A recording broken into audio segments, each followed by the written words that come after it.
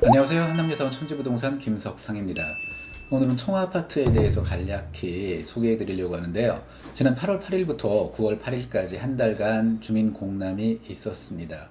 자, 이런 절차들을 거쳐서 주민 의견을 듣고 그러면서 보완할 거 보완하면서 가는 거고요. 이러한 것들이 있어야 정비구역 결정고시라고 하는 요 골문에 도달할 수가 있는 것입니다. 자, 이제 추진위원회에서 열심히 지금 작업을 하고 있고요. 추진을 하고 있고요. 지금 계획으로는 내년 상반기 중으로 결정고시를 얻고 이후에 조합 설립 인가를 추진한다, 가져가겠다, 이런 내용으로 일을 보고 있습니다. 자, 너무나 잘 알고 계시겠지만 투기과열지구에서 재건축이라고 하는 부분, 이런 부분에 있는 분들은 조합이 설립되고 나면 매매를 편하게 쉽게 할 수가 없습니다. 즉 조합원 지위 양도가 이루어지지 않는다라고 보셔야 되겠고요. 예외적으로 몇 가지 사항들이 있는데 가장 대표적으로 현장에서 나타나는 부분들, 1세대 1주택자가 10년 보유, 5년 거주했을 경우에는 조합원 지위 양도를 할 수 있더라, 이거죠. 제가 누차례 말씀드렸지만은 재개발에서는 조합 설립 인가가 아니라 관리 처분 인가를 기준으로 해서 이 비슷한 똑같은 현상이 벌어집니다. 그래서 한남 3구역이나 한남 2구역 같은 경우에는 이미 관리 처분 인가가 났어요. 그래서 그렇게 많은 물건들, 부동산들이 있음에도 불구하고 실질적으로 현장에서 거래할 수 있는 게 극히 제한되더라. 이 부분, 보유는 예를 들어서 20년이 넘었다고 하더라도 재개발해서 관리처분 인가 이후에 5년 이상 실거주한 분들에 한해서 조합원 지위 양도가 가능하더라, 이렇게 확인이 되는 거고요. 청아아파트 같은 경우에는 재건축, 그러면 재개발과는 다르게 관리처분 인가가 아닌 조합 설립 인가 이후에 조합원 지위 양도 제한에 걸린다. 이 부분 소유자분들은 굉장히 유념을 하셔야 될 것 같고요. 자, 오늘 기준으로 해서 청아아파트의 매물을 살펴보면 물론 이제 호가입니다. 35평형이 현재 32억에 나와 있는 게 있어요. 근데 늘 그렇듯이 내가 그 물건 내가 계약할게 라고 했을 때 계좌가 나오느냐 안 나오느냐, 이게 가장 중요한 포인트가 되겠죠. 자, 여기 청아아파트 같은 경우 토지거래 허가 구역이라는 점, 그래서 토지거래 허가를 받아야 되는 거고 당연히 2년 실거주를 해야 되는 거고 대출에 관계없이 실거주 해야 된다는 점이 매매를 하는 데 있어서, 투자를 하는 데 있어서 가장 크게 작용하는 부분이 되더라라는 거고요. 그리고 이제 47평형이 있습니다. 47평형은 1동, 3동, 4동 이렇게 해서 대략 한 196세대 정도가 있어요. 있는 거 중에 현재 오늘 기준으로 매매로 나온 거 살펴보면 뭐 6층, 4층 이렇게 해서 37억이면 가능한 게 있습니다. 어떤 거는 뭐 현재 주인이 거주하고 있고요. 또 다른 어떤 것은 임차인이 거주하고 있는데 뭐 다 세입자 같은 경우에도 이사를 하기로 소유주분과 약속이 돼 있기 때문에 토지거래 허가를 받는 데 있어 가지고는 불편한 게 없을 것 같습니다. 그리고 청아아파트에서 58평형 가장 대형인데요. 이 물건이 시장에 나오기만 한다면 아직까지는 그렇게 썩 높은 가격이 아니기 때문에 저는 향후 투자 가치는 충분히 있다, 뭐 아주 매력적일 만큼 충분한 투자 가치가 있다라고 생각을 합니다. 근데 현실적으로 매매가 잘 나오지 않더라, 이거죠.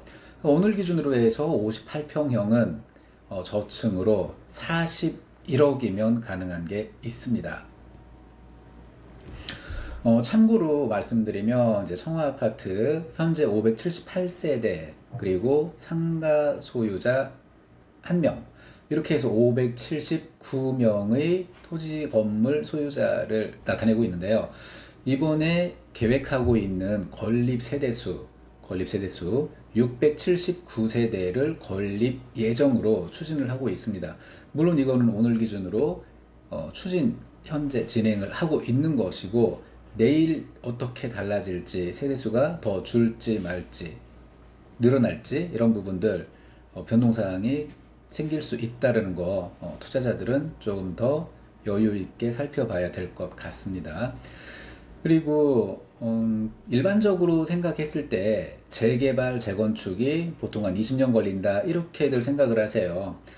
저와 사무실 방문을 해서 상담을 진행했던 분들한테는 몇몇 차례 말씀을 드렸었는데 방배동에 신동아파트라고 하는 게 있어요. 거기도 마찬가지로 대략 한 450세대 정도, 큰 단위는 아니었습니다.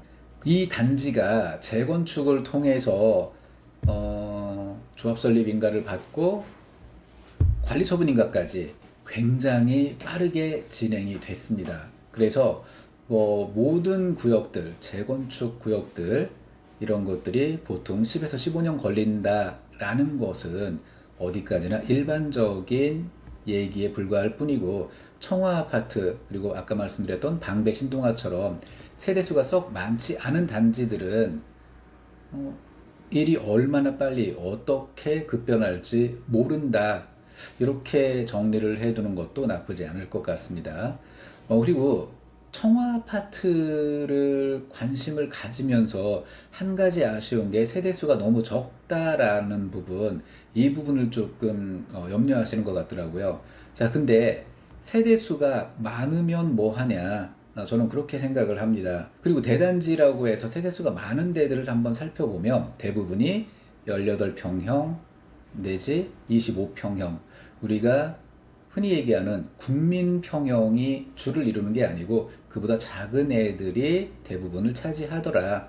이렇게 봤을 때 청아아파트는 이미 35평형, 47평형, 58평형이 주축이 돼 있고 약 100세대 정도가 늘어나는데, 요것들은 임대 내지는 분양으로 나갈 거기 때문에 작은 사이즈들 25평 이하 아파트가 공급되지 않겠나, 이렇게 예측을 하고 있는 겁니다.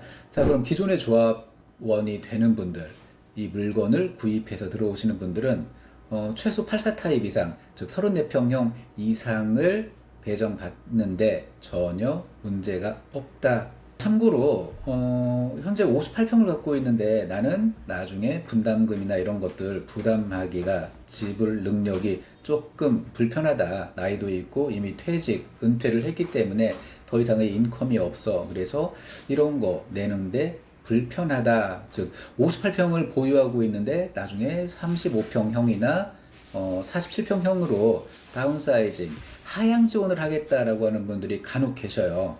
글쎄요, 저는 그렇게 아래로 하향 지원하는 것보다는 그냥 차라리 지금 기준으로 매매를 하고 매도를 하고 다른 지역으로 내지는 다른 뭔가로 갈아타는 게 더 유리하지 않겠느냐, 이렇게 판단을 합니다.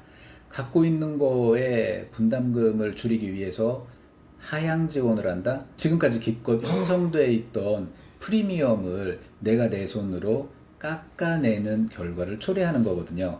자, 마지막으로 정리하겠습니다. 오늘 기준으로 해서 청아아파트 35평형 저층으로 32억의 매물이 있고요. 58평형도 마찬가지로 저층으로 41억에 있습니다. 가장 추천드리고 싶은 곳은 47평형 37억입니다.